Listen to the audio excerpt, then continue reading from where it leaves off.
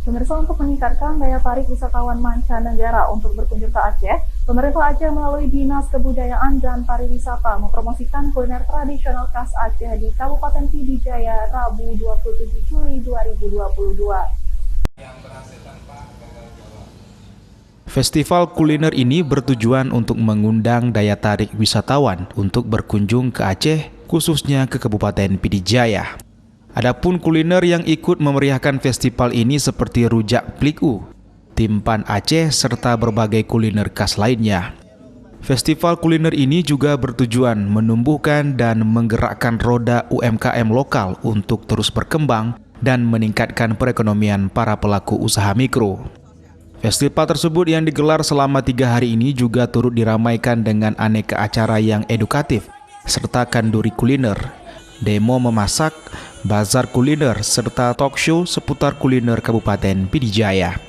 Selain itu, festival kuliner ini juga dengan berbagai perlombaan seperti kompetisi memasak, lomba video eksplorasi kuliner Kabupaten Pidijaya, dan lomba penulisan artikel kuliner.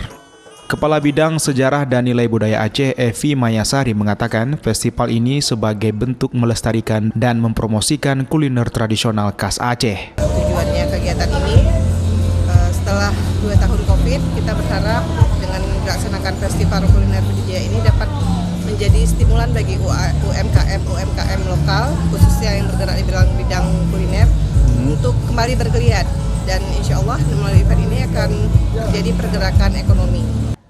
Salah seorang pelaku UMKM Pidijaya menyebutkan bahwa mereka berharap pemerintah bisa terus melakukan program-program yang bisa meningkatkan perekonomian masyarakat Aceh, khususnya Kabupaten Pidijaya. Pastinya festival ini sangat membantu untuk para pelaku usaha UMKM untuk diperkenalkan kepada orang-orang. Pastinya kan dengan adanya festival ini, orang-orang dari luar, dari Pidijaya sendiri akan mengunjungi dan juga mempublikasikan ke sosial media sehingga lebih dikenal orang.